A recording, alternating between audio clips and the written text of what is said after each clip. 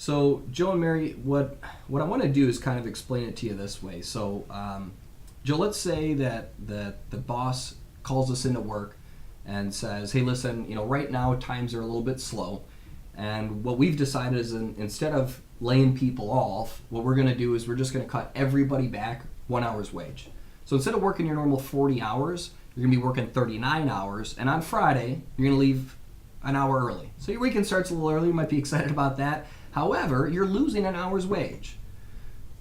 Now, with that difference of $15, are you going to have to go home and say, "Listen, Mary, unfortunately, I think we're going to have to sell your car. They'll have to take the kids to school on the back of the bicycle from now on"? Is that going to happen from losing $15 a week? No. No. On the flip side, let's say boss calls you in, says, "Great news, everybody. Instead of working 40 hours a week, everybody's doing mandatory overtime. So your weekend starts a little later, but you're working 41 hours instead of 40.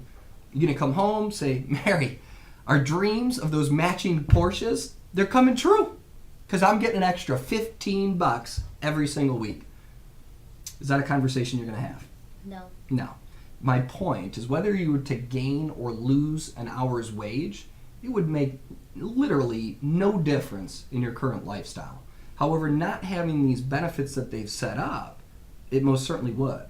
So with your current job, there's clearly nothing there that would take care of your final expenses.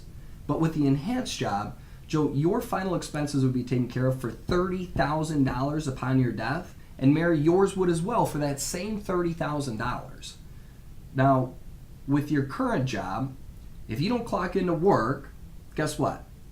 I don't get paid. You don't get paid, right? In the enhanced job, we're going to keep his income coming in, Mary, every single month of $3,000 for the next 36 months. I mean, for 3 years, Joe's going to send from heaven a little check down to you and the kids to take care of everything financially. And Joe, Mary would also be covered for the same benefit, and it would pay out her income of $1,200 for the next 12 months to give you a chance to figure out what you're going to do financially. Lastly, I don't know about you, but my home means a lot to my family and I. And I couldn't imagine, my wife needing to relocate the kids and move into a less desirable neighborhood all because something happened to me, right? So if something happens to Joe, when something happens to Joe, we're going to go ahead and pay off the mortgage worth $150,000. God forbid, tomorrow he dies in a car accident. Your current job, nobody's paying off that mortgage for you. Also, in your current job, there's nothing there to take care of your kids' education, but the enhanced job, each child is going to get $25,000 of tax-free money that can go towards schooling, starting a business, purchasing a home, a car, whatever they need that money for. Also, both of your kids are going to be covered for $10,000 of their own policies till the age of 21. Now, at age 21, it doesn't end.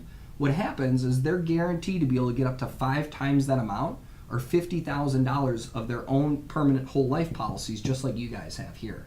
Okay? Your current job, of course, would never take care of your kids like that. If something happens to you and you were to lose out on wages due to getting hurt from an accident or what have you, that would be devastating to the family. With the enhanced job, you've got the Get Hurt, Get Paid plan. And the way that this works is if you, Joe, Mary, or either of the kids went into the emergency room, we'd pay $150 per visit. $300 if somebody had to stay overnight in the hospital, and $600 if it was a bad accident and they had to spend time in the intensive care unit. Now that's up to 14 days, but after those 14 days they don't cut you off. What happens is it just goes back to the $300 a day level for up to 365 days per accident. Also, it would pay $30,000 if you were to die in any type of an accident, above and beyond all these additional benefits that I've already gone over. $60,000 for any type of car accident, whether you're a driver or passenger, makes no difference. And $150,000 for a common carrier accident. That's a bus, a plane, a train, a cab, anything that you would pay a fare to get on. Your current job clearly is not going to pay you to go to the hospital to take care of your family, right? Lastly included is the terminal illness rider. And the way that this works is, Joe, if God forbid you were diagnosed with a terminal illness such as cancer, you would be able to access half of your freedom of choice and income protection up front while you're still alive to make those last few moments that you have with your wife and kids the most memorable. Mary, for you, it would work the exact same way. You'd receive half of those benefits, up to $22,000. And then, of course, when you guys do die, the remaining balance, that other 50%, would, of course, pay out at that time. Again, your current job clearly would not do anything like that. Now, all of these benefits are both permanent and portable. They're member-owned and controlled. What that means is when you leave your job, if you quit, if you get fired, if you retire, it doesn't matter. You own these benefits. They will go with you to your next job. They will carry over into retirement. They'll be with you forever as long as you continue to make your payments. They're also all layoff and strike waiver. Joe, if you get laid off at work, we'll waive the premiums for you for up to 3 months for any qualified layoff. You don't have to make payments while you're laid off, but you're still 100% covered. And when you go back to work, you don't owe that money back to us. You just got to pick up where you left off. Works the same way for a strike, except for qualified strike, they'll do up to a full year of payments that you don't need to make, even though you're still 100% covered the entire time. My question for you, Joe, is when the boss calls us in and he gives us the choice between our two jobs, your current job with the benefits that you've already got, or your enhanced job, the difference that 1 hour's wage, but with all of these additional benefits, I mean, which job would you pick? The enhanced job. This one here? Mm-hmm. Well, why would you pick the enhanced job when clearly you got an extra couple bucks over here? I mean, heck, you could take the wife out to a nice McDonald's meal every single week if you keep with your current job. Why would you do that? Because of the benefits of the enhanced job. Sure. Mary, which job would you tell him to pick? The enhanced job. Okay, well, that's how it works in my house, right, Joe? What I'll tell you guys is obviously everybody picks the enhanced job.